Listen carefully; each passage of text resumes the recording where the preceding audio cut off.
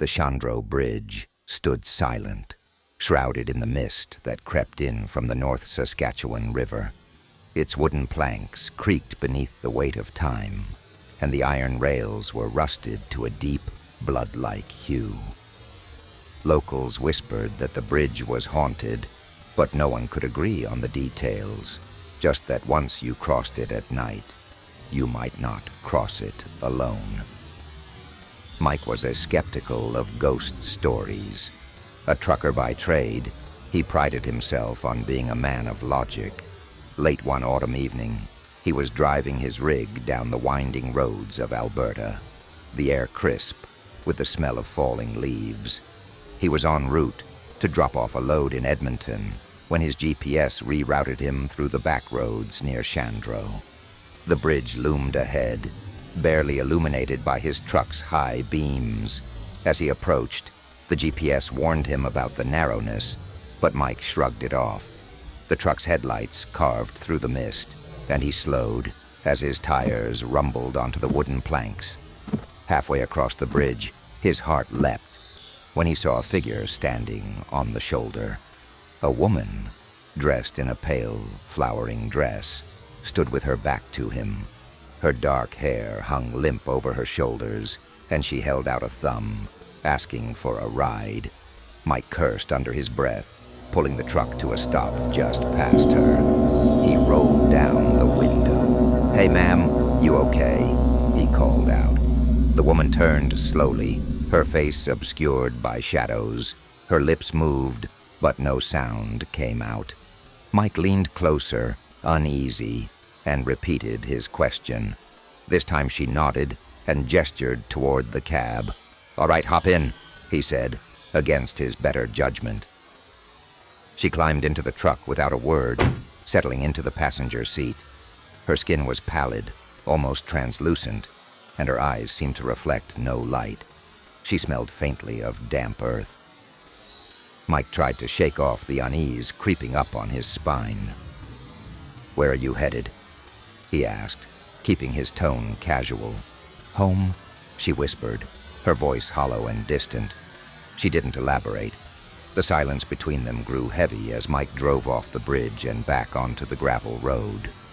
He glanced at her occasionally, but she kept her gaze fixed on the road ahead. The mist thickened, curling around the truck like ghostly fingers. After several minutes, she spoke again. "It's been so long since I've been home." Her words sent a chill down Mike's spine. He tried to focus on the road. "Where's home, exactly?" She didn't answer. Instead, she turned to face him, and Mike felt his breath hitch. Her face was no longer human. Her eyes were empty sockets, black pits that seemed to pull him in, and her mouth twisted into a grotesque grin far too wide for her face. Mike swerved the truck, slamming the brakes. The vehicle skidded to a stop on the gravel shoulder. He turned to her seat, but it was empty. His heart pounded as he scanned the road behind him.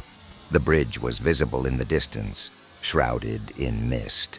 The woman stood there again, exactly where he'd first seen her, her thumb raised as if none of it had happened. Terrified, Mike threw the truck into gear and sped away, his tires kicking up gravel. He didn't look back until he reached the lights of the nearest town. Later at dinner, he recounted the story to the locals. Their faces grew grim, and one old man leaned in close. "You're lucky you stopped the truck when you did," he said. "That's the Chandro Bridge hitchhiker.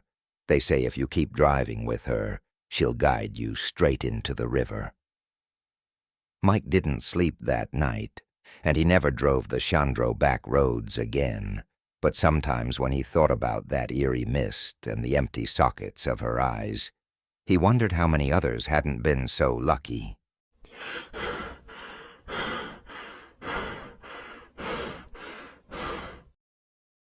The Last Man from Rig 13.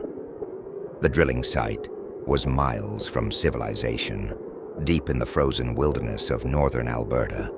The men of Rig 13 were used to isolation, the long shifts, the restless cold, the way the silence stretched endlessly between the howling winds. But none of them were prepared for what they unearthed that winter. It started as just another job. They were drilling deeper than any rig before, chasing an oil reservoir buried miles beneath the permafrost. The geologists were ecstatic. The readings suggested something massive, a pocket of crude untouched by time. At 30,000 feet, the ground trembled, not like the usual drill-induced tremors. This was different, deeper, angrier, as if something beneath the ice resented their intrusion. The steel frame of the rig groaned under an unseen pressure, the vibrations rattling the teeth in their skulls. Then came the sound. Hank Larson, the lead driller, was the first to hear it. He thought it was static from his headset, but when he pulled it off, the noise remained, faint at first, like the distant murmur of voices. Then it rose, a chorus of whispers, agonized wails, and something else, something laughing. "Shut it down," barked Jim Howlett, the foreman. The crew scrambled to obey, but the drill bit kept turning. The controls were unresponsive. It was as if something below was pulling it deeper. The machinery screamed, gauges redlining. Then the mud pipes exploded. A geyser of black sludge erupted from the borehole, the stench of sulfur and decay thick in the air. Men gagged, stumbled backward. Hank fell to his knees, clutching his ears. "They're screaming," he whispered, eyes wide with terror. "They're screaming for help." Then the lights failed. In the suffocating darkness, the wind howled, but there was no wind. The air itself seemed to shudder, thick with a presence that did not belong. Shadows slithered where no shadows should be. And then the men started disappearing. One by one, they were dragged into the black, their screams sharp, brief, and punctuated by wet, tearing sounds. When the emergency lights flickered to life, Jim saw Hank standing at the borehole's edge, staring down into its impossible depths. "They're coming up," Hank whispered. Then something reached out of the hole. It wasn't a hand, not really. It was a shape of writhing darkness, shifting and seething like living smoke. Fingers too long, too thin, coiled around Hank's body. He barely had time to scream before it pulled him in. Jim ran. He ran past the corpses of his crew, their bodies twisted, faces frozen in silent terror.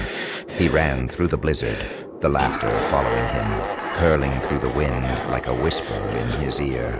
They found him 2 days later, half frozen, raving about a door beneath the ice, a door that should have never been opened. Something was coming through, something that had waited in the dark for longer than men had walked the earth. The company buried the incident. Rig 13 was abandoned, left to rust beneath the Arctic cold, but Jim knew the truth. He knew the hole was still there, still open, still waiting. "They're coming,"